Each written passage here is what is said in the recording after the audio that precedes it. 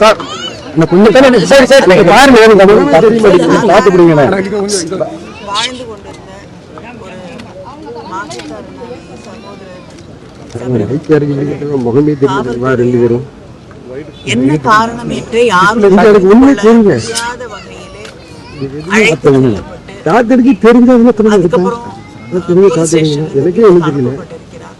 மறுபடியும் ரிமாண்ட் பண்ணிட்டாங்க அப்படின்னு சொல்லி அவர் சிறையில வைத்து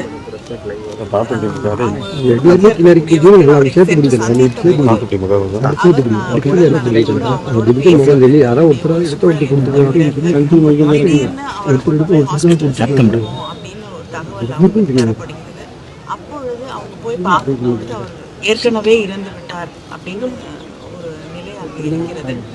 ஆனாலும் அங்க இருக்கக்கூடிய அந்த மருத்துவமனையில அவர் கொண்டு வரப்பட்ட போதே இறந்து விட்டிருந்தார் அப்படின்னு தான் பதிவு செய்யப்பட்டிருக்கு.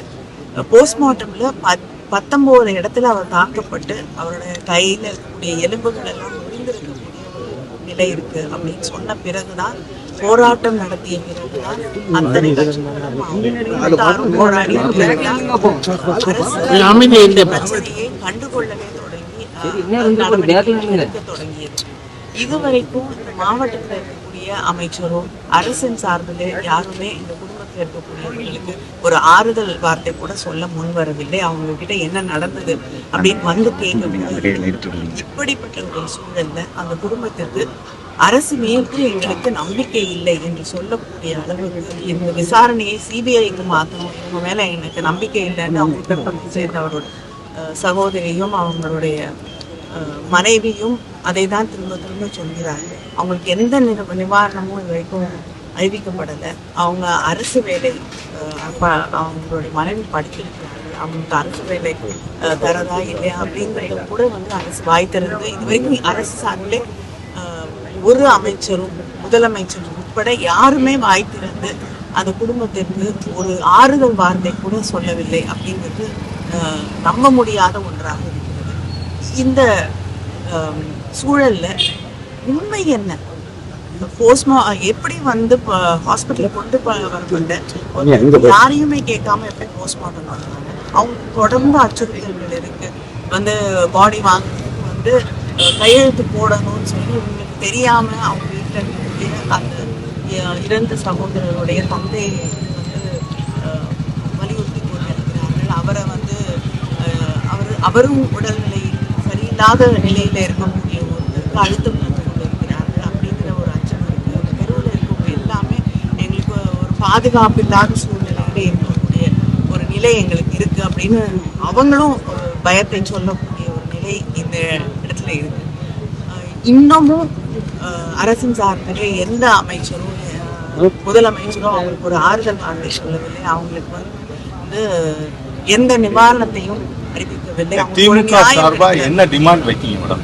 தமிழக அந்த குடும்பம் வந்து முதல்ல வந்து பொறுப்பேற்க வேண்டும். அரசு வந்து ஒரு தவறு நடக்கிறது, அது வந்து ஒரு அரசாங்கத்தை தாண்டி சில நேரங்களிலே வந்து தவறு நடந்தாலும் அதற்கு ஒரு அரசு பொறுப்பேற்க வேண்டும். முன்னாடி நடந்த பொழுது கூட அரசு பொறுப்பேற்கும். ஆனா இந்த அரசு எதையுமே தொடர்ந்து யாரு மேலேயாவது பழி போடுறதுக்கு தான் வந்து அவங்க நிற்கிறாங்களே தவிர அவங்க எதற்கும் பொறுப்பேற்க தயாராக இல்லை. இதுவரைக்கும் அவங்களுக்கு என்ன நிவாரணம் அப்படிங்கிறத அவங்க எதுவும் தெரிவிக்கவில்லை. நடவடிக்கை எடுக்கிறதுக்கு கூட இவ்வளவு தயக்கம் ஏன்? எல்லாமே மூடுமந்திரமாக இருக்கக்கூடிய சூழலா இருக்குன்னா குடும்பமே அச்சப்படுது. அது மட்டும் இல்லாம கூட இருந்த கைதிகள் மீதும் வழக்கு போடப்பட்டிருக்கிறது. உண்மையிலேயே என்ன நடந்தது அப்படின்னு இவங்க குடும்பத்துல இருக்கக்கூடியவர்கள் அவங்க தவறு செய்தார்கள் என்ற நம்பிக்கை எங்களுக்கு இல்லை. கைதிகள் மீது வழக்கு போட்டு திசை திருப்பதற்கு குடும்பத்துல இருக்கக்கூடியவர்கள் அதை உறுதியாக நம்புகிறார்கள். இந்த வழக்கை திசை திருப்பதற்காக சில பேரை காப்பாற்றுறதுக்காக தான் வந்து அந்த கைதிகள் மீது வழக்கு போடப்பட்டிருக்கிறது என்று உறுதியாக அவர்கள் நம்புகிறார்கள். இப்படி இத்தனை சிக்கல்கள், இத்தனை வந்து மறைக்கக்கூடிய சூழ்ச்சிகள் நிறைந்த ஒரு சூழல் தான் நம்ம இங்க பார்க்க முடியுது. ஏன் வந்து போஸ்ட்மார்ட்டம் வந்து எப்ப இறந்தார், போஸ்ட்மார்ட்டம் ரிப்போர்ட்ல டைம் ஆஃப் டெத் கூட வந்து அதுல போடலைன்னா அது என்ன மாதிரி ரிப்போர்ட் அதுன்னு தெரியாது. 19 காயங்களால அவங்க கேட்கறது என்னன்னா, அந்த கண்காணிப்பு கேமராவில் பதிவான காட்சிகளை வெளிப்படையாவே காமிக்க வேண்டியதுன்னு கேட்காங்க. அது உங்களோட கருத்து என்ன? திமுக சார்பா என்ன சொல்றீங்க? அங்க சிறையில் உள்ள அந்த அறையில் உள்ள கண்காணிப்பு கேமராவோ இல்ல அந்த போன ஒரு சாவி எடுத்துட்டு ஒரு வார்டன் போனதா ஒரு வீடியோ இருக்குன்னு சொல்றாங்க. ஏன் அந்த நேரத்துல ஒரு வார்டன் சாவி எடுத்துட்டு அந்த அறைக்கு போனார் என்பது ஒரு நிறைய கேள்விகள் இருக்கு. அந்த அதனாலதான் குடும்பம் எங்களுக்கு இப்பொழுது நடந்து கொண்டிருக்கக்கூடிய விசாரணை மீது எங்களுக்கு நம்பிக்கை இல்லை, இதை சிபிஐக்கு மாற்றணும் அப்படிங்கிற கோரிக்கையை வைக்க தொடங்கி இருக்கிறார்கள். ஏன்னா எதுவுமே தெளிவில்லாமல் உண்மைக்கு புறம்பான ஒன்றாகவா தான் அரசு தரப்புல சொல்லக்கூடிய, காவல்துறை சொல்லக்கூடிய அத்தனை விஷயங்களும் நீங்க குறிப்பிட்டது போல அவங்களுக்கும் அதே கேள்விகள் இருக்கு. ஏன் எங்களுக்கு சிசிடிவில பதிவான அந்த என்ன நடந்தது அப்படிங்கிற அந்த நிகழ்வுகள் எங்களுக்கு காட்டப்படவில்லை. அது மட்டும் இல்லாம போஸ்ட்மார்ட்டம் நடக்கக்கூடிய அந்த நேரத்துல வீடியோ எடுத்திருப்பாங்க, அது ஏன் எங்களுக்கு கொடுக்கல அப்படின்னு அதையும் கேக்குறாங்க. போஸ்ட்மார்ட்டம் ரிப்போர்ட்டே தெளிவில்லாமல் இருக்கக்கூடிய ஒரு சூழல்ல நிச்சயமாக சந்தேகம். நீங்க யாரையோ காப்பாத்துறதுக்காக சொல்றீங்க, யாரை காப்பாத்துக்காக அப்படி கொடுக்கப்பட்டது? இல்ல அது எனக்கு தெரியாது. நியாயமான விசாரணையின் வழியாக சிபிஐ விசாரணை மக்கள் பிரச்சனை இந்த அரசியல் மக்கள் பிரச்சனை செவி சாய்க்காமல் இந்த அரசு என்ன பண்ணிட்டு இருக்கு? அது நீங்க அவங்களதான் கேட்கணும். ஏன்னா இங்க அமைச்சர்கள் இருக்காங்க, இந்த மாவட்டத்திலயும் அமைச்சர்கள் இருக்காங்க, அவங்க என்ன பண்ணிட்டு இருக்காங்கன்னு. தமிழக காவல்துறை மீது உங்களுக்கு நம்பிக்கை இல்லைன்னு சொல்றீங்களா? சிபிஐ விசாரணை தமிழக காவல்துறை மீது நம்பிக்கை இல்லை. குடும்பத்திற்கு அவர்களுக்கு ஒரு விசாரணை மீது நம்பிக்கை இருக்கக்கூடிய விசாரணையாக அந்த விசாரணை இருக்க வேண்டும். அதன் வழியாக வரக்கூடிய முடிவுகள் அந்த குடும்பத்திற்கு நம்பிக்கையை பெற்றதாக, மக்களுடைய நம்பிக்கையை பெற்றதாக இருக்கிறது.